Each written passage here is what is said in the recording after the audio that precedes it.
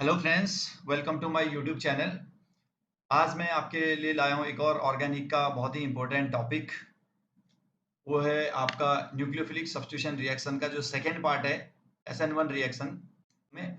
आज मैं आपके साथ डिस्कस करूंगा SN1 रिएक्शन के बारे में, SN1 मैकेनिज्म। ये भी बहुत ही इम्पोर्टेंट है अगर आपका सब्स्टिट्यूशन रिएक्शन की अगर बात करते हैं तो चलिए शुरू करते हैं। कहाँ से शुरू हुई थी कहानी? वही इनगोल्ड के टाइम से 1930 के बाद ही ये सारी चीजें शुरू हुई थी। इन्होंने क्या देखा, इन्होंने क्या किया, कई सारे अल्कोहल के मॉलिक्यूल लिए। जैसे आप ये अल्कोहल का मॉलिक्यूल ले लीजिए, टर्शियरी अल्कोहल ले लीजिए। अगर इसके रिएक्शन ये SBr के साथ करा रहे थे तो इन्होंने क्या देखा, ये Br फॉर्म हुआ। देख रहे हैं आप यहाँ पे सब्स्टिट्यूशन हुआ, OH को सब्स्टिट्यूट किया किसने? OH को सब्स्टिट्यूट किया है Br ने। तो ये एक तरह से कौन सी रिएक्शन है? सब्स्टिट्यूशन रिएक्शन है। तो इसमें क्या हो रहा है आपका, ये रिएक्शन रेट क्या हुआ, बहुत ही ज्यादा क्या पाया गया, फास्ट पाया गया। तो इसके बाद ये सेकेंड सेम रिएक्शन, अगर ये अल्कोहल ले रहे हैं, अगर इसकी रिएक्शन HBr के साथ कर रहे हैं तो ये रिएक्शन क्या हो रही थी, बहुत ही स्लो हो रही थी। तो आप देख सकते हैं इस रिएक्शन और इस रिएक्शन में क्या डिफरेंस है। ये है आपका 1 डिग्री और ये है आपका 3 डिग्री अल्कोहल। तो दोनों रिएक्शन देखिए आप, ये रिएक्शन फास्ट है और ये क्या है, स्लो है। इस तरह से इन्होंने क्या किया, बहुत सारे अल्कोहल मॉलिक्यूल को लिया और उन सारे मॉलिक्यूल्स की स्टडी करनी शुरू की कि कहाँ पे HBr की रिएक्शन फास्ट हो रही है और कहाँ पे HBr की रिएक्शन स्लो हो रही है। तो उन्होंने क्या किया, एक कॉमन चीज देखी सारी चीजों में कि जहां पे भी HBr की रिएक्शन फास्ट हो रही थी, ये देख सकते हैं आप यहाँ पे, जहां पे भी HBr की रिएक्शन फास्ट हो रही थी, ये रिएक्शन है। या फिर देख लीजिए आप, टर्शरी हो गया, उसके बाद आपका ये अल्कोहल आ गया आपका दूसरा, कौन सा, ये एलाइलिक पोजीशन पे या बेंजाइलिक पोजीशन पे ये जो अल्कोहल है। तो इन्होंने एक चीज, कॉमन चीज देखी कि जिससे भी जो ये इंटरमीडिएट था कार्बोकेटाइन, इस सब में क्या बन रहा था, स्टेबल इंटरमीडिएट फॉर्म हो रहा था। तो आप देखिए ये कार्बोकेटाइन फॉर्म हो रहा है सभी में, और ये कार्बोकेटाइन क्या है, बहुत ही ज्यादा क्या है, स्टेबल होता है सारे रिएक्शन में। जितनी भी रिएक्शन SN1 के थ्रू जा रही थी उन सारी रिएक्शन में क्या था, जो ये कार्बोकेटाइन था वो क्या कर रहा था, स्टेबल कार्बोकेटाइन फॉर्म कर रहा था। जैसे आप ये टर्शरी ले लीजिए, 3 डिग्री हो गया, ये आपका एलाइलिक आ गया। इसी तरह से अगला क्या आ गया आपका, बेंजाइलिक आ गया। तो इन्होंने एक कॉमन ऑब्जर्व किया कि जहां जहां पे भी क्या हो रहा है, स्टेबल इंटरमीडिएट या कार्बोकेटाइन बन रहा है, वहां पे ये रिएक्शन क्या हो रही है, फास्ट हो रही है। तो इस तरह का इन्होंने कॉमन क्या किया, ऑब्जर्वेशन था इनका। उसके बाद आप देखिए इन्होंने क्या किया, इस इतना करने के बाद इन्होंने क्या किया, एक मैकेनिज्म पे पहुंचने की कोशिश की कि क्या हो सकती है इसकी प्रोबेबल मैकेनिज्म। तो इन्होंने प्रोबेबल मैकेनिज्म पे आने की कोशिश किया। तो ये आपका एक प्रोबेबल मैकेनिज्म बनाया उन्होंने कि कैसे ये रिएक्शन प्रोसीड हो रही है। तो इन्होंने क्या किया, तो इस तरह का दिखाया इन्होंने कि जो टर्शरी अल्कोहल है, सबसे पहले अगर आप HBr से रिएक्शन कराएंगे तो HBr क्या करेगा, प्रोटॉन डोनेट करेगा, डेल्टा पॉजिटिव और ये डेल्टा नेगेटिव। जनरली आप देखते होंगे, जब मैंने आपको बताया था सब्स्टिट्यूशन रिएक्शन में क्या होता है, पहले लिविंग ग्रुप बाहर आता है, उसके बाद आपका क्या होता है, न्यूक्लियोफाइल अटैक करता है। कहाँ पे, ये था SN1 रिएक्शन में, हमने बताया था लिविंग ग्रुप बाहर आएगा। लेकिन यहाँ पे अल्कोहल है, ये OH क्या होता है, वेरी बैड लिविंग ग्रुप में कंसिडर होता है। तो बैड लिविंग ग्रुप है तो इसको पहले गुड लिविंग में कन्वर्ट करने के लिए इसको हम लोग क्या करते हैं, एसिड के साथ ट्रीट करते हैं। तो जैसे एसिड के साथ ट्रीट करेंगे ये बन जाएगा आपका OH2 पॉजिटिव, फिर जाके ये बाहर निकलेगा तो यहाँ पे क्या बन जाएगा आपका, एक टर्शरी कार्बोकेटाइन फॉर्म होगा इस जगह पे। टर्शरी कार्बोकेटाइन पे फिर क्या होगा, एनायन का अटैक होगा, जो Br नेगेटिव है वो यहाँ पे आएगा और इस तरह से Br बनेगा। तो पहले स्टेप में क्या होता है, इस स्टेप में देखिए आपका ये जो अल्कोहल है, अल्कोहल क्या कर रहा है आपका, फर्स्ट स्टेप में इसका प्रोटोनेशन हो रहा है। उसके बाद यहाँ पे क्या हो रहा है आपका, वाटर निकल रहा है और ये क्या कर रहा है, कार्बोकेटाइन फॉर्म कर रहा है। तो जो भी आपका, जैसे यहाँ पे हैलाइड भी होता, अगर जैसे आपका यहाँ Cl होता और इसकी रिएक्शन अगर वाटर के साथ आपको करनी है, तो पहले स्टेप में क्या होगा, फर्स्ट स्टेप में ये Cl यहाँ से बाहर निकलेगा, तो यहाँ पे क्या होगा आपका, कार्बोकेटाइन फॉर्म होगा। और सेकेंड स्टेप में क्या होगा, ये वाटर अटैक करेगा और यहाँ पे कार्बोकेटाइन पे, और क्या होगा, प्रोडक्ट फॉर्म होगा। तो जो भी ये रिएक्शंस होंगी, ये आप देखिए 2 स्टेप में प्रोसीड होती हैं। तो ध्यान रखिए, स्टेज 1 और स्टेज 2 बोलते हैं। स्टेज 1 में क्या होता है, यहाँ पे कार्बोकेटाइन फॉर्म होता है, और सेकेंड स्टेज में क्या होता है आपका, लिविंग सॉरी, ये न्यूक्लियोफाइल अटैक करता है, न्यूक्लियोफाइल अटैक करता है। तो दो टू स्टेज होती है आपकी SN1 रिएक्शन। और एक और बहुत ध्यान इंपॉर्टेंट चीज है, ये जो पहला स्टेप इसको बोलते हैं स्लो स्टेप, और सेकेंड स्टेप है ये फास्ट स्टेप है। तो क्यों आखिर पहला स्टेप स्लो है, आप देख सकते हैं यहाँ पे क्या हो रहा है, एक स्टेबल मॉलिक्यूल क्या हो रहा है, कार्बोकेटाइन फॉर्म कर रहा है। तो इसका मतलब क्या है, स्टेबल, आप देखिए इसमें कोई चार्ज नहीं है, तो इसका मतलब ये मॉलिक्यूल कैसे स्टेबल है।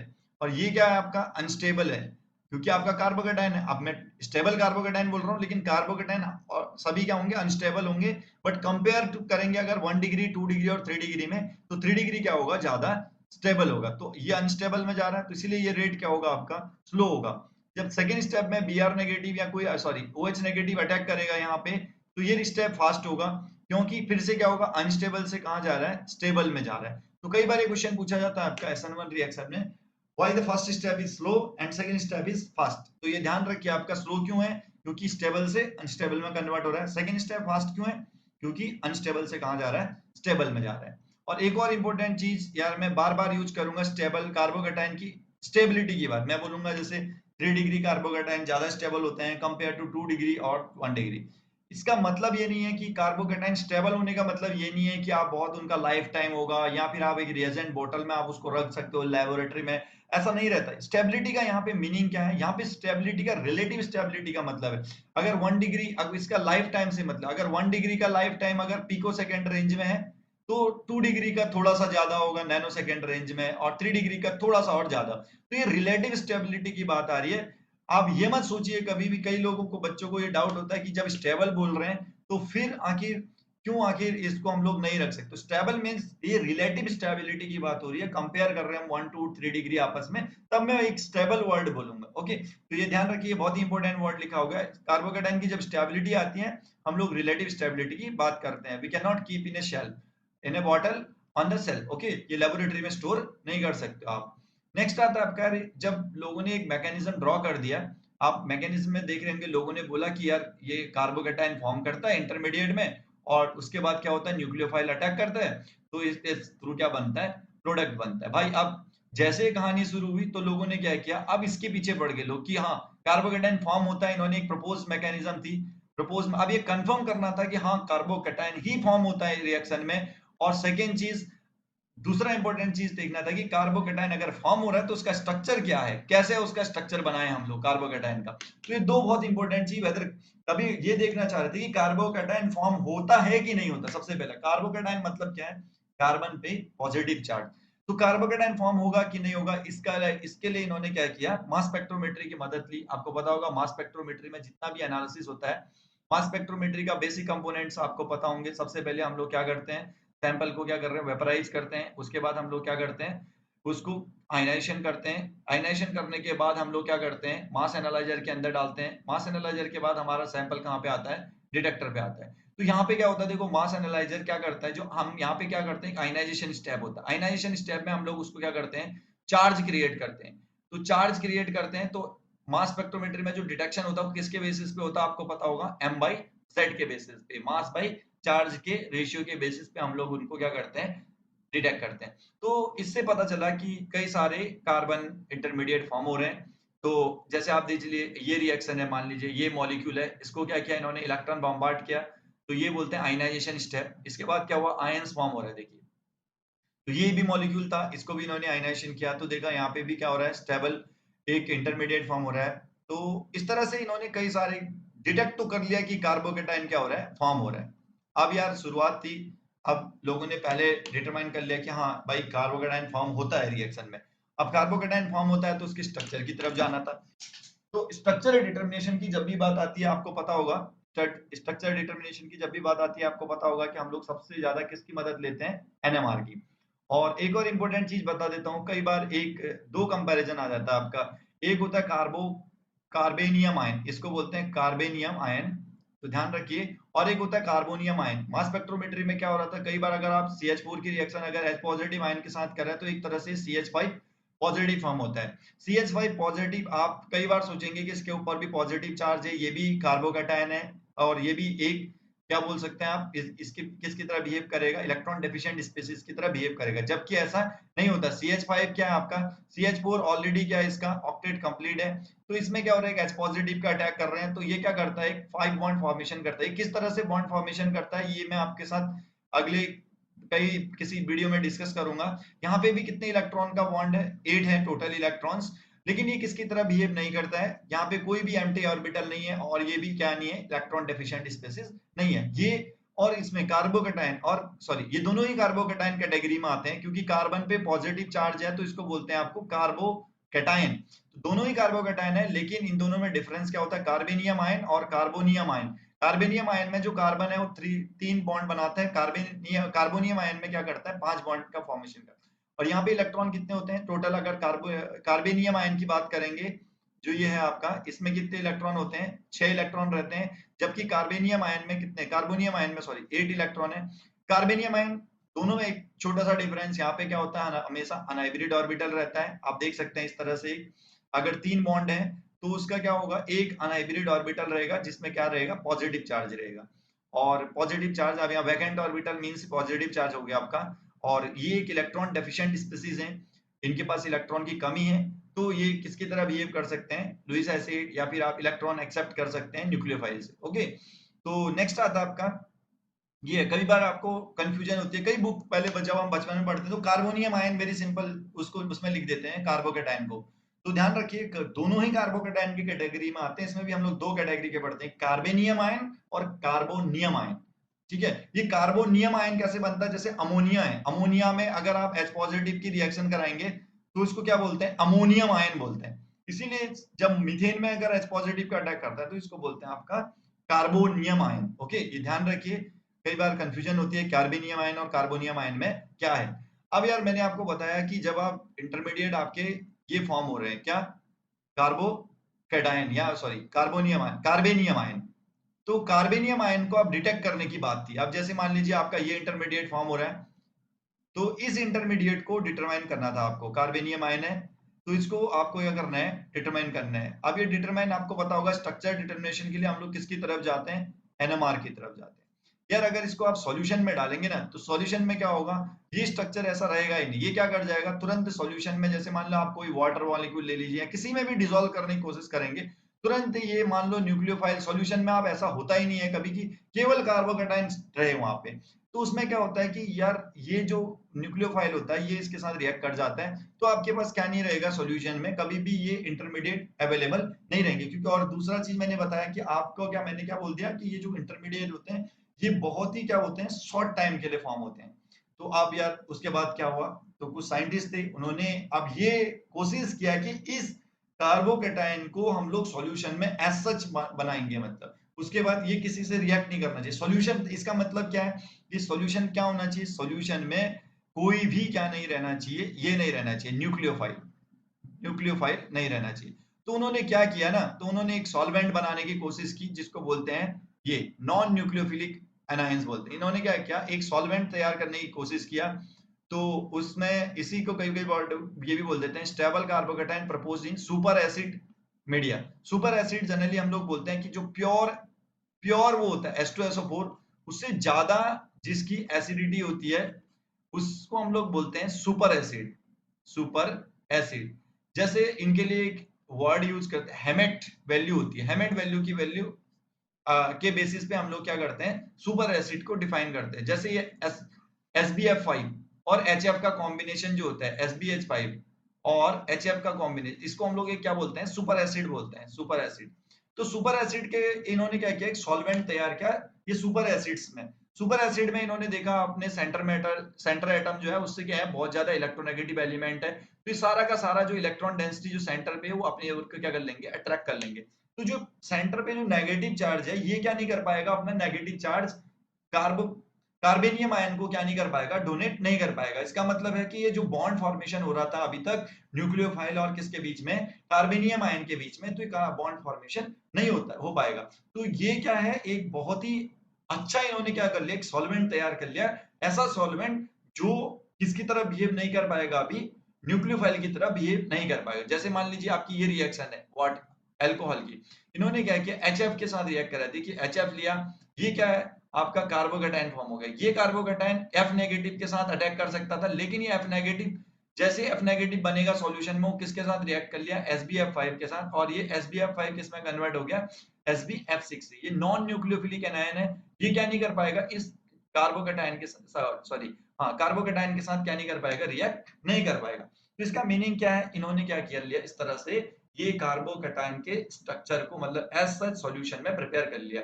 और इसके लिए इन्होंने बहुत कम टेम्परेचर रखा, -90°C, जो SO2 के थ्रू अचीव किया गया। तो दो इंपॉर्टेंट चीजें इन्होंने ध्यान रखी, क्या किया, एक तो नॉन न्यूक्लियोफिलिक बेस बनाए, नॉन न्यूक्लियोफिलिक सॉल्वेंट बोल सकते हो आप, और सेकेंड चीज टेम्परेचर बहुत ही कम रखा ताकि ये बिल्कुल भी रिएक्शन ना करे। और ये सारी चीजें की, इसीलिए इनको 1991 और 2 का नोबेल प्राइज मिला इसी के इस काम के बेसिस पे। तो इस तरह से इन्होंने क्या किया, कार्बोकैटायन का स्टेबल जो कार्बोकैटायन था उसका स्ट्रक्चर ड्रॉ किया, और इन्होंने एनएमआर में केवल ये तीन है, जो टोटल 9 हाइड्रोजन है, 9 हाइड्रोजन के करस्पॉन्डिंग इनको क्या मिला, एक पीक मिला था 4.2 के आसपास डेल्टा वैल्यू। तो 4.2 ppm के आसपास ये था, एक सिंगलेट पीक मिला था। तो इससे पता चला था कि ये जो कार्बोकैटायन है 3 डिग्री, ये बहुत ही क्या है, स्टेबल है। तो एक और दूसरा फिर इन्होंने C13 भी किया, C13 में दो पीक्स मिले, एक तो इसके करस्पॉन्डिंग हाईली बहुत ज्यादा डाउनफील्ड आ रहा था, और एक क्या आ रहा था, अपफील्ड में आ रहा था। तो इससे पता चला कि तीनों कार्बन का एक पीक आ रहा है और दूसरा बाकी सेंटर कार्बन का दूसरा पीक आ रहा है। तो इस तरह से इन्होंने पता किया कि स्ट्रक्चर किस तरह का होगा। उसके बाद आती है यार दोस्तों काइनेटिक्स की बात। जैसे हम लोगों ने पिछली वीडियो में देखा कि SN2 रिएक्शन में जो काइनेटिक होती है, उन्होंने क्या किया था, उन्होंने दोनों चीज लिया था। उन्होंने क्या किया, न्यूक्लियोफाइल भी लिया, एक बार न्यूक्लियोफाइल का जो कॉन्सेंट्रेशन था वो वेरी किया, और सबस्ट्रेट को क्या किया, कांस्टेंट किया। दूसरे में क्या किया, सबस्ट्रेट को कांस्टेंट, सॉरी न्यूक्लियोफाइल को कांस्टेंट किया, और किसको वेरी किया, सबस्ट्रेट को वेरी किया। तो उसमें हम लोगों ने देखा था SN2 रिएक्शन में कि दोनों क्या करते हैं, दोनों के साथ रेट वेरी होता है। बट SN1 के केस में क्या हो रहा है, आप देखिए SN1 में जो रिएक्शन कैसे प्रोसीड हो रही है, आप देखिए पहले स्टेप में न्यूक्लियोफाइल बाहर आया तो ये कार्बोकैटायन फॉर्म हुआ, इंटरमीडिएट कार्बोकैटायन। सेकेंड स्टेप में आप देख रहे हो न्यूक्लियोफाइल का अटैक हो रहा है, ये रिएक्शन कैसी है, फास्ट। ये स्लो क्यों है, क्योंकि क्या हो रहा है यहाँ पे, स्टेबल से क्या बन रहा है, एक अनस्टेबल मॉलिक्यूल फॉर्म हो रहा है। तो इसीलिए हम लोग बोलते हैं ये स्टेप क्या होता है, स्लो। सेकेंड क्या हो रहा है, अनस्टेबल से किस में जा रहा है, स्टेबल में जा रहा है, इसीलिए ये स्टेप कैसा है, फास्ट है। अब आप मुझे बताइए कि इसमें से रेट डिटरमाइनिंग स्टेप कौन सा है, बोलेंगे तो कौन सा बोलेंगे, first step is the rate determining step, because it is a slow step, इसको बोलेंगे रेट डिटर्मिनेशन स्टेप। अब उसके बाद क्या हुआ ना, देखिए आप, इन्होंने इसमें क्या किया, ये आपका सबस्ट्रेट है, ये Br नेगेटिव, ये Br, और इसका न्यूक्लियोफाइल है OH। एक बार क्या किया इन्होंने, इसको कांस्टेंट किया OH को, इसको वेरी किया सबस्ट्रेट को। तो सबस्ट्रेट को वेरी करने पे देखिए ये सबस्ट्रेट है, तो रेट को डिटरमाइन करने की कोशिश किया, तो रेट एकदम देख रहे होंगे आप, लीनियर वेरिएशन है। तो इसमें क्या हुआ, अगर डबल कर रहे हो तो रेट डबल हो जा रहा है, कॉन्सेंट्रेशन डबल करने पे। अगर कॉन्सेंट्रेशन को 4 टाइम कर रहे हैं तो रेट भी 4 टाइम हो रहा है। तो सबस्ट्रेट के रिस्पेक्ट में जो ऑर्डर था वो कितना मिल गया, एक, क्योंकि आपको पता होगा रेट कैसे वेरी करा, अगर ये 2 होता तो डबल डबल वेरी करता, ये 2 करने पे 4 हो जाता, इस तरह से। तो ये पावर तो पता चल गया कि जो सबस्ट्रेट है उसके रिस्पेक्ट में जो कॉन्सेंट्रेट, सॉरी, सबस्ट्रेट के रिस्पेक्ट में जो ऑर्डर होगा वो क्या होगा, 1 होगा। अब सेकेंड चीज थी आपका न्यूक्लियोफाइल, इन्होंने क्या किया, इसको कांस्टेंट कर दिया, इसको आप कांस्टेंट कर लीजिए, इसको वेरी करिए। इसको वेरी करने पे इन्होंने क्या देखा कि रेट में कोई भी इफेक्ट नहीं था। अब देखिए रेट में कोई इफेक्ट नहीं हो रहा है, तो आप देखिए इस तरह से इन्होंने क्या किया कि जो रेट होगा वो केवल केवल किस पे डिपेंड करेगा, आपका सबस्ट्रेट पे डिपेंड करेगा। तो सबस्ट्रेट पे डिपेंड करेगा और न्यूक्लियोफाइल के कॉन्सेंट्रेशन पे डिपेंड नहीं करेगा। तो आपका न्यूक्लियोफाइल स्ट्रॉन्ग न्यूक्लियोफाइल है या वीक न्यूक्लियोफाइल है, इतना अमाउंट है, ये सब चीजों पे डिटरमाइन, मतलब ये इन सब चीजों पे डिपेंड नहीं करेगा। तो उसके बाद आता है, देखो ये इस तरह से पता चला कि केवल ये क्या है, एक तरह से सिंगल मॉलिक्यूल पे डिपेंडेंट है। कौन सा है वो, सबस्ट्रेट। इसीलिए इस रिएक्शन का नाम रख दिया इन्होंने कौन सी, यूनिमोलिकुलर न्यूक्लियोफिलिक सब्स्टिट्यूशन रिएक्शन। तो इसको सब्स्टिट्यूशन रिएक्शन, तो इसमें कैसे लिखते हैं आप, ये इस तरह से लिखा जाता है, 1 और S को पैरेलल लिखोगे और N को थोड़ा सा इसके नीचे लिखोगे। तो ध्यान रखिए, ये था आपका काइनेटिक। उसके बाद अभी हम लोग इसके एनर्जी प्रोफाइल डायग्राम पे जाते हैं। तो आपका देखिए पोटेंशियल एनर्जी कैसे वेरी करेगी, मान लीजिए आपका ये लिगेंड, सॉरी, लिविंग ग्रुप है। तो लिविंग ग्रुप में क्या होगा, फर्स्ट स्टेप में क्या करेगा, लिविंग ग्रुप बाहर निकलेगा और क्या फॉर्म होगा, एक कार्बोकैटायन फॉर्म होगा। कार्बोकैटायन इंटरमीडिएट, हमेशा इंटरमीडिएट थोड़ा ध्यान रखिए, ये बीच में बनता है। ये कौन क्या है, आपकी हाईएस्ट एनर्जी स्टेट को कल बताया था मैंने आपको, ये क्या होती है, आपकी ट्रांजिशन स्टेट होती है। ये ट्रांजिशन स्टेट क्या है, ये क्लोज टू द क्या है, प्रोडक्ट है, और ये क्लोज टू द क्या रहती है, रिएक्टेंट रहती है। तो ध्यान रखिए इस तरह से जो इंटरमीडिएट फॉर्म होता है वो कहाँ पे बनता है, सेंटर पे फॉर्म होता है। तो फर्स्ट स्टेप अगर ट्रांजिशन स्टेट दिखानी है तो आप क्या करोगे, यहाँ पे फर्स्ट स्टेप कैसे बनी होगी, जब हमारा क्या होगा, धीरे धीरे इसको क्या करोगे, फर्स्ट ट्रांजिशन स्टेट इस तरह से दिखाओगे, डॉटेड लाइन से क्या आएगा, लिविंग ग्रुप बाहर आएगा और इस तरह से आपका फर्स्ट स्टेप हो गया। और अगर आपका प्रोडक्ट से पहले ये सेकंड ट्रांजिशन स्टेट दिखाना है तो किस तरह से दिखाएंगे आप, ये आपका इंटरमीडिएट हो गया पॉजिटिव, उसके बाद न्यूक्लियोफाइल अटैक कर रहा है तो सेकंड ट्रांजिशन स्टेट में आप इस तरह से दिखाएंगे, ये पॉजिटिव, इसको डॉट डॉट डॉट करके नेगेटिव चार्ज बनाएंगे, तो ये बाहर से आपका क्या आ जाएगा, ट्रांजिशन। ये हो गया आपका ट्रांजिशन स्टेट, और ये क्या आ गया आपका प्रोडक्ट। तो इस तरह से हम लोग इसका एनर्जी डायग्राम बनाते हैं, पोटेंशियल एनर्जी डायग्राम। ये आता है, आप देखिए जो रेट है, कल भी हम लोगों ने डिस्कस किया था कि SN1 SN2 रिएक्शन में कौन कौन से फैक्टर हैं जो रेट को अफेक्ट करते हैं। तो इस तरह से हम लोग SN1 रिएक्शन में भी पढ़ेंगे। इसमें सबसे पहला इंपॉर्टेंट चीज है स्ट्रक्चर ऑफ सबस्ट्रेट। यार जब भी SN1 की बात आती है ना, तो आप ध्यान में रखिए कि आप किसके थ्रू जा रहे हैं, इंटरमीडिएट कार्बोकेटाइन के थ्रू जा रहे हैं। तो जब भी कार्बोकेटाइन बन रहा है तो आप जितना स्टेबल कार्बोकेटाइन बनाएंगे, तो हमें पता है कि देखिए फर्स्ट स्टेप में क्या हो रहा था, जब ये एल्किल हैलाइड है तो यहां से जब कार्बोकेटाइन फॉर्म हो रहा है, कार्बोकेटाइन फॉर्म हो रहा है, तो ये कार्बोकेटाइन जितना जल्दी फॉर्म होगा, इसका मतलब क्या है, कार्बोकेटाइन स्टेबल बनेगा तभी तो इस स्टेप में जल्दी फॉर्म होगा। अगर ये अनस्टेबल बनेगा तो क्यों ये यहाँ से यहाँ ब्रेक होना चाहेगा। तो इसका मतलब है जितना स्टेबल इंटरमीडिएट बनाएंगे, ये स्टेप क्या होगा, उतना ही फास्ट रहेगा, मतलब स्लो। अब आप फास्ट, इसका मतलब ये नहीं कि जैसे मान लीजिए अब ये 3 है, यहाँ से जो इंटरमीडिएट बना वो CH3 पॉजिटिव बनेगा, यहाँ से इंटरमीडिएट जो बना CH3 CH2 पॉजिटिव बना।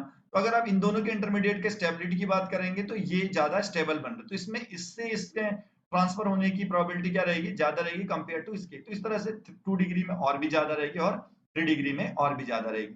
तो अगर बात करेंगे रिएक्शन रेट की, तो अगर सबस्ट्रेट का स्ट्रक्चर आपको ये केवल मैं 1 डिग्री 2 डिग्री और 3 डिग्री में दिखा रहा हूँ, इस तरह से आपका कई बार आएगा एलाइलिक पोजीशन, बेंजाइलिक पोजीशन। तो ये सारी चीजों में आपको एक चीज गौर करना है, कार्बोकेटाइन की स्टेबिलिटी पे ध्यान देना है, ध्यान से। अब आता है आपका, इसको हम लोग और किस तरह से डिफाइन कर सकते हैं। ये देखिए आपका जो इंटरमीडिएट बना है, इसमें ये कार्बोकेटाइन मैंने आपको बताया, तो कार्बोकेटाइन में आप देख रहे होंगे सारे के सारे क्या है, इंटरमीडिएट। आपको पता होगा सबसे ज्यादा स्टेबल कौन होता है, 3 डिग्री। क्यों स्टेबल होता है, दो तरीके से बता सकते हो आप, एक तो प्लस आई इफेक्ट के बेसिस पे आप बता सकते हो कि due two plus I effect, तो ये तीनों तरफ से क्या करेगा, इलेक्ट्रॉन डोनेट करेगा, तो सेंटर पे पॉजिटिव चार्ज की डेंसिटी क्या हो जाएगी, बहुत ही कम हो जाएगी। आप देख सकते हैं यहाँ पे डेंसिटी क्या है, देखिए पॉजिटिव ब्लू कलर जो है पॉजिटिव चार्ज की डेंसिटी दिखा रहा है, तो ये बहुत कम है। यहाँ पे देखिए पॉजिटिव चार्ज की डेंसिटी थोड़ा ज्यादा है, यहाँ पे देखिए पॉजिटिव चार्ज और भी ज्यादा है, यहाँ पे चार्ज देखिए पूरा ब्लू कलर। तो जैसे जैसे चार्ज डेंसिटी कम होगी, थोड़ा सा स्टेबिलिटी क्या होती रहेगी उसकी, बढ़ती रहेगी। ये एक इफेक्ट के थ्रू मैंने दिखाया, कौन सा इफेक्ट बोल सकते हैं, प्लस आई इफेक्ट। अभी अगली वीडियो में आपको, अगली स्लाइड में मैं आपको दिखाता हूँ हाइपर कंजुगेशन के थ्रू कैसे स्टेबल होता है। अब आता है देखिए यार रिएक्शन रेट। अगर आप ये एनर्जी डायग्राम बनाने की बात करते हैं, तो हमेशा कोशिश करिए एनर्जी डायग्राम को हमेशा बनाने की, कि किस तरह से इसका एनर्जी डायग्राम बने। अब देखिए आपका अगर ये 2 डिग्री है और 3 डिग्री है, आपको पता है कि किस में रिएक्शन रेट फास्ट होगा, 3 डिग्री में। और पता है कि हमें पहला स्टेप क्या होता है, स्लो स्टेप होता है। तो फर्स्ट स्टेप स्लो स्टेप हो रहा है, तो जिसमें ये बैरियर जितना कम होगा उतना जल्दी ये क्या किस में कन्वर्ट होगा, इंटरमीडिएट में कन्वर्ट होगा। देखिए इसके लिए बैरियर हाइट ज्यादा है, इसके लिए बैरियर हाइट कम है, बाकी तो ये प्रोडक्ट में कन्वर्ट होगा। ये स्टेप हमने देखो ये थोड़ा सा नीचे दिखा रखा है, क्यों दिखाया, क्योंकि पहला स्टेप बैरियर हाइट ज्यादा है, दूसरा थोड़ा कम होना चाहिए, ताकि ये क्या है, ये फास्ट स्टेप हो जाए और ये कौन सा आ जाए, स्लो स्टेप हो जाए। तो समझ में आ गया होगा आपको कि क्यों आखिर 3 डिग्री में जो रिएक्शन रेट है वो फास्ट क्यों है compare to 2 degree 1 degree and methyl cation के। अब आता है नेक्स्ट, इसके बाद हम लोग, मैंने आपको बताया एक स्टेबिलिटी का रीजन मैंने आपको दे दिया, स्टेबिलिटी का रीजन मैंने आपको दे दिया 3 डिग्री की, वो था आपका प्लस आई इफेक्ट के बेसिस पे। सेकेंड आपको पता होगा यार, ये आपको पहले पढ़ा होगा आप लोगों ने कि जो 3 डिग्री है उसमें क्या होगा, हाइपर कंजुगेशन वर्ड आपने एक सुना होगा, हाइपर कंजुगेशन क्या होता है करके। हाइपर कंजुगेशन क्या बोलते हैं आपको, किसी भी आपका जो सिग्मा बॉन्ड है, ये सिग्मा बॉन्ड जो है CH हाइड्रोजन, और ये क्या बोल सकते हैं, वैकेंट ऑर्बिटल, ये एक दूसरे के क्या है, पैरेलल है। तो इनके बीच में भी क्या है, there will be an interaction between these two. So जो इसको बोलते हैं सिग्मा का जो, क्या बोल सकते हैं आप, सिग्मा का जो इंटरेक्शन है किसके साथ, वैकेंट पी के साथ, इसको आपको कौन सी बॉन्ड, इसी को क्या बोलते हैं आपका हाइपर कंजुगेशन बोलते हैं। तो हाइपर कंजुगेशन इफेक्ट के थ्रू ये इलेक्ट्रॉन्स क्या हो रहे हैं, यहां से यहां डिलोकलाइज कर रहे हैं। तो डिलोकलाइजेशन से आपको पता होगा, जैसे जैसे इलेक्ट्रॉन डिलोकलाइज करते हैं तो ये क्या होता है, इलेक्ट्रॉन को क्या होता है, स्टेबिलिटी मिलती है। तो ये है आपका एक और रीजन जिसके थ्रू हम लोग कार्बोकेटाइन की स्टेबिलिटी डिफाइन करते हैं। ज्यादातर आप कोशिश करिए कार्बोकेटाइन की जब भी स्टेबिलिटी की बात आती है, हाइपर कंजुगेशन को हमेशा डिफाइन करिए। अगर आप पूछेंगे क्यों आखिर डिलोकलाइजेशन से अगर आपको बोलते हैं जैसे कई बार रेजोनेंस से स्टेबिलिटी मिलती है या हाइपर कंजुगेशन से स्टेबिलिटी मिलती है, तो हमें इसे ध्यान रखिए। मान लीजिए एक एटम है यार, सिंपल सी बात है, अगर इसमें मान लो इलेक्ट्रॉन है, 2 इलेक्ट्रॉन है, अब ये मॉलिक्यूलर ऑर्बिटल मान लो फॉर्म कर रहा है, तो मॉलिक्यूलर ऑर्बिटल के लिए एक और एटम से इंटरेक्ट करेगा, मान लीजिए वैकेंट है, तो ये जब वैकेंट ऑर्बिटल से इंटरेक्शन करेगा तो एमओ फॉर्म करेगा। तो एमओ फॉर्म करने के बाद आप देखते होंगे कि ये जो एनर्जी है, देखिए ये अपने आप 2 इलेक्ट्रॉन्स की एनर्जी क्या कर गई है, डिक्रीज कर गई। तो जितना ज्यादा ये इंटरेक्शन होता है या डिलोकलाइजेशन होता है, तो ओवरऑल सिस्टम की एनर्जी क्या करती है, डिक्रीज करते रहते हैं, जिसकी वजह से उसको क्या मिलती है, स्टेबिलिटी मिलती है। तो ये सब है। तो इंटरमीडिएट की जो स्टेबिलिटी है, और भी बहुत सारे इंटरमीडिएट, लेकिन एक और बता देता हूँ, ये ब्रेड रूल जो आपको पता होना चाहिए कि जो ब्रिजिंग है, जहाँ पे ये इस जगह पे अगर आपका कभी कभी यहाँ पे मान लो हेलोजन है और 3 डिग्री है, फॉर्म हो रहा है 3 डिग्री, लेकिन ये पॉसिबल नहीं है क्योंकि यहाँ पे हमारा कोई भी, अब हमें पता होना चाहिए कि यार जो कार्बोकेटाइन होते हैं, कार्बोकेटाइन उनका स्टेबल स्ट्रक्चर कैसे रहता है, ये आपका इस तरह से रहता है। ज्योमेट्री कौन सी है, हाइब्रिडाइजेशन होता है sp2, और ज्योमेट्री कैसी होती है आपकी, ट्राइगोनल, ट्राइगोनल प्लेनर ज्योमेट्री होती है, ट्राइगोनल प्लेनर।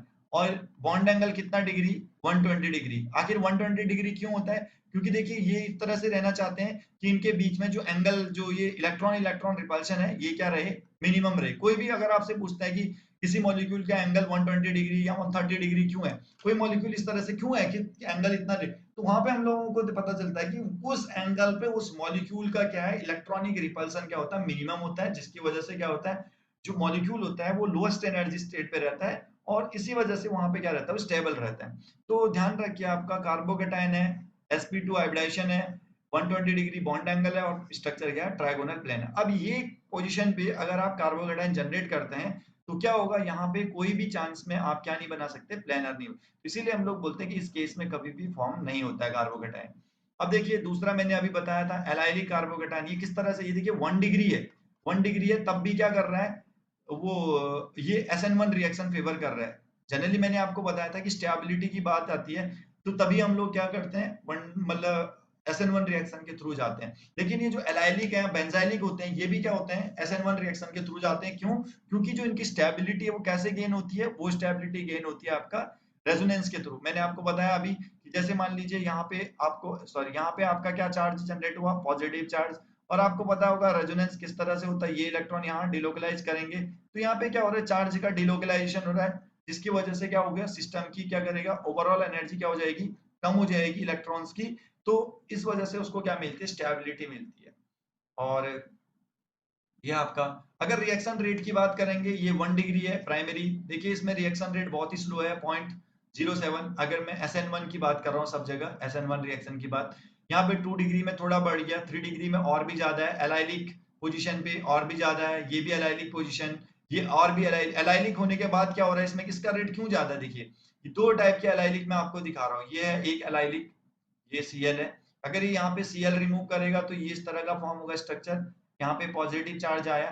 दूसरा एलाइलिक इन्होंने ये दिया है, इसमें रेट और भी फास्ट है, क्यों, क्योंकि देखिए जब ये Cl रिमूव हुआ उसके बाद क्या हुआ, देखिए यहाँ पे ऐसा आया, Cl रिमूव करने के बाद, अब अगर रेजोनेटिंग स्ट्रक्चर बनाओगे इसका तो क्या होगा, यहाँ पे जाएगा तो इस तरह से जो स्ट्रक्चर फॉर्म होगा पॉजिटिव, तो ये बना। अब यहाँ पे जो स्ट्रक्चर बनेगा वो किस तरह का बनेगा, इस तरह का बनेगा, तो ये पॉजिटिव इस तरह से। अब यहाँ देखिए ये 2 डिग्री कार्बोकेटाइन बना और ये 3 डिग्री कार्बोकेटाइन बना, रेजोनेंस के बाद अब देखिए ये अभी भी स्टेबल है, और भी ज्यादा स्टेबिलिटी पे गया, इसीलिए इसका रिएक्शन रेट क्या होता है, ज्यादा रहता है। इसी तरह से अगर मैं बेंजाइलिक की बात करूं, तो बेंजाइलिक जो होता है वो भी क्या करता है, बहुत ज्यादा स्टेबलाइज हो जाता है बेंजाइलिक पोजीशन पे।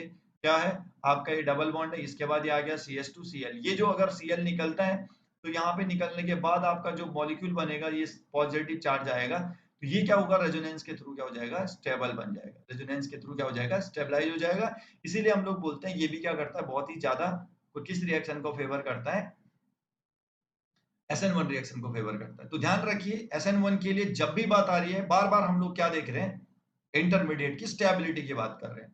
तो नेक्स्ट आता है आपका इफेक्ट ऑफ सॉल्वेंट, सॉल्वेंट का क्या इफेक्ट करे, सॉल्वेंट, आपको पता है कि देखिए यार ये मॉलिक्यूल है, मान लीजिए ये आपका Cl है, अगर मैं इसकी रिएक्शन EtOH के साथ कराता हूँ तो क्या होगा, आप देख रहे होंगे ये मॉलिक्यूल है, ये भी मॉलिक्यूल है, इसमें कोई भी चार्ज नहीं है, अनचार्ज मॉलिक्यूल है। तो इंटरमीडिएट क्या बनेगा इसमें, आपको पता है अभी कि कार्बोकेटाइन इंटरमीडिएट बनेगा, उसके बाद क्या होगा, EtOH अटैक करेगा, इसका लोन पेयर, तो यहाँ पे आया, तो इस तरह से ये मॉलिक्यूल फॉर्म हो जाएगा OET।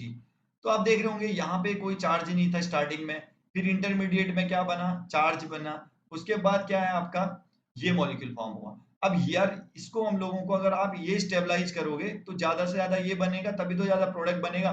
तो अब इसको स्टेबलाइज करने के लिए कौन सा सॉल्वेंट यूज करोगे? अगर आप पोलर पोलर की बात करेंगे, पोलर में भी आपके दो थे, एप्रोटिक और प्रोटिक। अगर जितना ज्यादा प्रोटिक सॉल्वेंट लेंगे वो क्या करेगा, इस इंटरमीडिएट को और भी ज्यादा क्या करेगा, स्टेबलाइज करेगा, वो इजीली बॉन्ड फॉर्मेशन करेगा इसके साथ। तो ये क्या करेगा, इंटरमीडिएट को स्टेबलाइज करने की बात आएगी तो कौन ज्यादा आगे रहेंगे, पोलर प्रोटिक सॉल्वेंट। तो ये आप देखिए सारे सारे प्रोटिक सॉल्वेंट है, पोलर प्रोटिक, इनमें क्या है, रेट क्या है, बहुत ही हाई है कंपेयर टू एप्रोटिक सॉल्वेंट के। अब SN2 रिएक्शन में हम लोगों ने देखा कि कौन से सॉल्वेंट में फास्टर हो रही थी रिएक्शन, एप्रोटिक सॉल्वेंट में। क्यों? क्योंकि यार वहां पे स्टार्टिंग में ही चार्ज था, उसके बाद चार्ज कम हो रहा था। तो जब स्टार्टिंग में चार्ज था तो हमें वहां पे उस चार्ज को स्टेबलाइज नहीं करना था, क्योंकि स्टार्टिंग में अगर स्टेबलाइज कर देंगे तो रिएक्शन कैसे होगी। यहाँ पे क्या हो रहा है, इंटरमीडिएट में चार्ज क्रिएट हो रहा है, तो इंटरमीडिएट के चार्ज को क्या हमें क्या करना है, स्टेबलाइज करना है। आप देखिए यहाँ पे SN2 में कौन किस में ज्यादा फास्टर हो रही थी रिएक्शन, पोलर एप्रोटिक में। आप देखिए उसके लिए एक्टिवेशन बैरियर बहुत कम है, जबकि यहाँ पे SN1 रिएक्शन देख सकते हैं आप, ये ऊपर है पोलर एप्रोटिक। पोलर एप्रोटिक के लिए क्या है, एक्टिवेशन बैरियर बहुत ज्यादा है, और पोलर प्रोटिक के लिए ये एक्टिवेशन बैरियर बहुत ही कम है। तो ध्यान रखिए पोलर प्रोटिक में एक्टिवेशन बैरियर कम क्यों है, अगर पूछते हैं, क्योंकि आप बताओगे कि स्टार्टिंग में क्या था, मॉलिक्यूल में कोई चार्ज नहीं था, जैसे जैसे हम रिएक्शन प्रोसीड हो रही है तो इंटरमीडिएट फॉर्म हो रहा है, इंटरमीडिएट फॉर्म हो रहा है मतलब चार्ज मॉलिक्यूल बन रहा है। तो जैसे जैसे चार्ज मॉलिक्यूल बनेगा उसकी क्या होगा, इसको स्टेबलाइज करने के लिए हमें क्या चाहिए, पोलर सॉल्वेंट की जरूरत पड़ती है। तो नेक्स्ट आता है आपका, ये था सॉल्वेंट इफेक्ट। नेक्स्ट आता है लिविंग ग्रुप। लिविंग ग्रुप का सेम रूल, अगर आपसे पूछा जाए Cl और ये आ गया Br, अगर इसकी रिएक्शन OH माइनस के साथ करनी है, इसकी भी रिएक्शन अगर OH माइनस के साथ, तो प्रोडक्ट क्या फॉर्म होगा, OH। यहाँ से भी प्रोडक्ट क्या फॉर्म होगा, OH। अब देखिए दोनों में, अगर आपको मैंने कल बताया था कि कौन ज्यादा स्ट्रॉन्ग लिविंग ग्रुप होता है, यहाँ पे भी लिविंग तो पहले तो निकलना ही है ना सबको, तो जो अच्छे से निकलेगा। तो यहाँ पे कौन ज्यादा अच्छा लिविंग ग्रुप होगा, आपको पता है, कल मैंने आपको बताया था I नेगेटिव के बाद Br नेगेटिव का नंबर आता है, उसके बाद Cl का आता है और F नेगेटिव की बात आती है। और ये सारे सारे फ्लोरा, ये कहाँ पे हो रही है, प्रोटिक सॉल्वेंट की बात हो रही है, तो प्रोटिक सॉल्वेंट का ऑर्डर यही था, कल हमने देखा था। तो ध्यान रखिए कि लिविंग ग्रुप जितना अच्छा होगा उतनी अच्छे से क्या होगी, SN1 रिएक्शन चाहे SN2 दोनों ही इसको फेवर करती है। नेक्स्ट आता है आपका कि यहाँ पे हम लोग एक और फैक्टर पढ़ लेते हैं, न्यूक्लियोफाइल का इफेक्ट। न्यूक्लियोफाइल का ज्यादा इफेक्ट नहीं रहता है, क्योंकि न्यूक्लियोफाइल क्या नहीं हो रहा आपका, रेट ऑफ रिएक्शन जहाँ पे डिफाइन हो रही है वहां पे नहीं आ रहा है, क्योंकि स्लो स्टेप में कंट्रीब्यूट नहीं कर रहा है, तो इसीलिए हम लोग यहाँ पे न्यूक्लियोफाइल का ज्यादा रोल नहीं देखते हैं। तो नेक्स्ट, अब आती है बात दोस्त स्टीरियो की। कल हमने बताया था स्टीरियो में क्या हो रहा था, SN2 रिएक्शन में हमने देखा था इन्वर्जन हो रहा था। तो मैंने आपको बताया था, ये जैसे मान लीजिए ये आपका क्या आ गया, कायरल मॉलिक्यूल है, इसकी स्टीरियो क्या है, S है कॉन्फ़िगरेशन। ये RS क्या होता है, मैंने आपको बताया कि मैं एक सेपरेट वीडियो बनाऊंगा RS कॉन्फ़िगरेशन के लिए। तो इसमें RS कैसे निकालते हैं, ये 1 नंबर, ये 2, ये 3 आ गया आपका, इस तरह से रोटेट कर रहा है, तो ये आपका S हो गया, ये R हो गया। तो यहाँ पे केवल R नहीं बनेगा, यहाँ पे S भी बनेगा साथ में। तो कल हमने SN2 में देखा था केवल ये R बन रहा था, देखिए SN2 रिएक्शन दिया है तो ये इन्वर्जन हो रहा था, लेकिन यहाँ पे क्या हो रहा है, रिएक्शन किसके थ्रू प्रोसीड हो रही है, देखिए आप रिएक्शन में पहले ये बना, तो ये इंटरमीडिएट बना। इंटरमीडिएट क्या है, कार्बोकेटाइन। कार्बोकेटाइन की क्या होती है, आपका पता होगा, कार्बोकेटाइन की ज्योमेट्री जो होती है वो क्या है आपका, प्लेनर है। अब जो अनहाइब्रिड ऑर्बिटल था सेंटर पे, तो सेंटर का जो अनहाइब्रिड ऑर्बिटल होता है, जिसमें आपका वैकेंट ऑर्बिटल है, जिसमें लिगेंड का अटैक होना है, तो लिगेंड अटैक करना है, तो आपको पता होगा कि लिगेंड का अटैक दोनों साइड से हो सकता है। एक सेकेंड,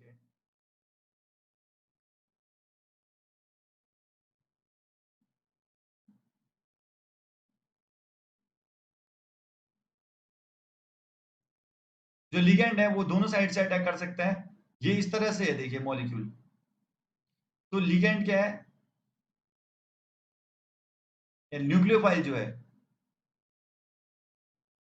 न्यूक्लियोफाइल क्या कर सकता है, टॉप से भी अटैक कर सकता है और न्यूक्लियोफाइल बॉटम से भी अटैक कर सकता है। तो इस तरह से आप देख रहे होंगे यहाँ पे भी अटैक हो सकता है और इस साइड से भी अटैक हो सकता है। अगर बैक साइड से देखेंगे तो आपका इन्वर्जन हो जाएगा, अगर फ्रंट साइड से अटैक करेगा तो आपका क्या रहेगा, रिटेंशन रहेगा। तो आपको पता होगा जहाँ पे क्या, यहाँ पे क्या हो रहा है, इन्वर्जन भी हो रहा है और क्या है आपका, रिटेंशन भी है। तो इन्वर्जन और रिटेंशन इक्वल अमाउंट में फॉर्म होता है। ये आपका 50% है, तो इन्वर्जन भी और रिटेंशन भी दोनों आपका क्या होता है 50-50%। अगर एक आपका लाइट को लेफ्ट साइड रोटेट करेगा तो एक आपका राइट को क्या करेगा, प्लेन पोलराइज लाइट को राइट साइड तो ओवरऑल क्या रहेगा, लाइट अपनी जगह स्टेबल रहेगी। तो ऐसे इस मिक्सचर को बोला जाता है आपका कौन सा mixture, racemic mixture. Racemic mixture, racemic mixture क्या होता है, equal equimolar mixture of DNL sorry RNS. RNS का जो इक्वल मॉलिक्यूलर या फिर आप बोल लीजिए क्या डीएनएल, डीएनएल भी बोल सकते हैं आप, इक्विमोलर मिक्सचर है दोनों का। तो जो प्लेन पोलराइज लाइट को लेफ्ट और राइट में रोटेट करेगा उसके बेसिस पे हम लोग बोल सकते हैं, या आरएनएस के बेसिस पे भी बोल सकते हैं। इक्वल अमाउंट है तो ये क्या करेगा, आपका प्लेन पोलराइज लाइट क्या रहेगी, अपनी ओरिजिनल जगह पे रहेगी। तो इसीलिए हम लोग इसको बोलते हैं कि यहाँ पे जो SN1 रिएक्शन है उसमें क्या होता है, रेसिमिक मिक्सचर फॉर्म होता है। तो ध्यान रखिए इस चीज को। अगला आपको ये स्ट्रक्चर ड्रॉ करने हैं SN1 रिएक्शन के कुछ एग्जांपल हैं। तो यहाँ पे आप देख रहे होंगे आई निकलेगा और दोनों प्रोडक्ट बनाने हैं आपको, जो अबव द प्लेन और बिलो द प्लेन। आप ये बना के मुझे भेजिए, अगर आपको कोई डाउट हो तो जरूर बताइए। कंपेयर कर लेते हैं SN2 और SN1 रिएक्शन को। SN2 सिंगल स्टेप रिएक्शन थी, एक ही पोटेंशियल एनर्जी में एक प्लॉट था। यहाँ पे क्या था, दो हैं। यहाँ पे फर्स्ट स्टेप में एक ट्रांजिशन स्टेट है, सेकंड ट्रांजिशन स्टेट है। ये जो क्या करती है, रेट डिफाइन करती है, बीच में इंटरमीडिएट फॉर्म होता है, उसके बाद ये प्रोडक्ट में कन्वर्ट होता है। और यहाँ पे जो रेट था वो दोनों पे डिपेंड कर रहा था, सबस्ट्रेट और न्यूक्लियोफाइल। यहाँ पे केवल सबस्ट्रेट पे डिपेंड कर रहा है। यहाँ पे जो स्ट्रक्चर था 1 डिग्री ज्यादा फेवर कर रहा था, या मिथाइल ज्यादा फेवर कर रहा था, यहाँ क्या कर रहा है 3 डिग्री फेवर कर रहा है। यहाँ पे इन्वर्जन ऑफ कॉन्फ़िगरेशन हो रहा था, और यहाँ पे क्या है, रेसिमिक मिक्सचर फॉर्म हो रहा है। तो ये था दोस्तों ओवरऑल अगर आप देखेंगे SN1 रिएक्शन के बारे में। अब मैं एक दो आपको मैकेनिज्म ड्रॉ करना चाहता हूँ, कि आपको बताना चाहता हूँ परफेक्टली आपको कैसे मैकेनिज्म ड्रॉ करनी है। जनरली मैंने आपको बताया एक सिंपल अगर मैकेनिज्म दूं तो कौन सी दो चीजें आती है। आपको पता है पहले स्टेप में क्या करता है, ये निकल जाता है लिविंग ग्रुप। सेकेंड स्टेप में क्या होता है, आपका न्यूक्लियोफाइल अटैक करता है और क्या करता है, प्रोडक्ट का फॉर्मेशन करता है। तो आप देख रहे होंगे ये दो चीजें हैं, एक आपका लिविंग ग्रुप का निकलना, कार्बोकेटाइन फॉर्म होना, और तीसरा आता है आपका न्यूक्लियोफाइल का अटैक। अगर ये तीनों चीज नॉर्मली देखोगे, ये तीन चीजें हैं जो हो रही हैं। इसके अलावा जनरली आप देखेंगे जो SN1 रिएक्शन में इनमें दो एक्स्ट्रा स्टेप आएंगे, प्रोटॉन ट्रांसफर का जो स्टेप है।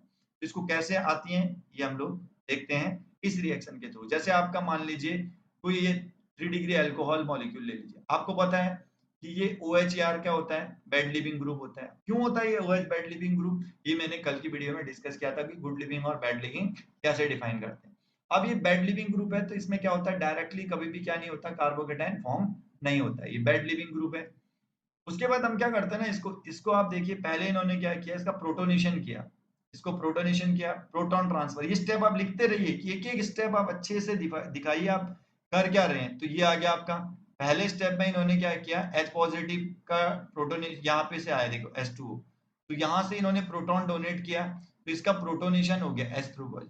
उसके बाद यहाँ से निकला तो कार्बोकेटाइन फॉर्म हुआ, लॉस ऑफ लिविंग ग्रुप आया, कार्बोकेटाइन फॉर्म हुआ। कार्बोकेटाइन फॉर्म होने के बाद आपका क्या आता है, न्यूक्लियोफाइल का अटैक होता है और प्रोडक्ट फॉर्मेशन। ये तीन स्टेप आप ध्यान रखिए, प्रोटॉन ट्रांसफर, अगर अल्कोहल की बात होगी तो प्रोटॉन ट्रांसफर, फिर उसके बाद लिविंग ग्रुप, उसके बाद आएगा आपका न्यूक्लियोफाइल का अटैक। तो इस तरह से अब दूसरा ये इंपॉर्टेंट पार्ट है, देखिए जैसे लिविंग ग्रुप है यहाँ पे डायरेक्टली Cl है, तो Cl तो गुड लिविंग ग्रुप होता है, तो सबसे पहले स्टेप में यहाँ पे क्या हो गया, लिविंग ग्रुप निकल गया। अगर आपका न्यूक्लियोफाइल जनरली अगर न्यूट्रल मॉलिक्यूल है, जैसे वाटर है, वाटर का अटैक हो रहा है तो ये वाटर इस तरह से अटैक किया। लास्ट स्टेप में से इसमें क्या होगा, फिर से प्रोटॉन ट्रांसफर होगा कि वाटर जो मॉलिक्यूल अटैक किया है उसका हमें क्या करना है, प्रोटॉन निकालना है। तो ये इसका प्रोडक्ट फॉर्मेशन। आपको बताना है इनमें से कौन कौन सी SN1 रिएक्शन है। Each of the following reaction nucleophile required proton transfer, कौन से न्यूक्लियोफाइल के उसके बाद ये वाला स्टेप की जरूरत पड़ी, ये आपको पूछ रहा है नीचे। तो आपको पता होगा देखिए NaSH, अगर SH नेगेटिव है तो यहाँ पे तो कोई प्रोटॉन नहीं निकलता है।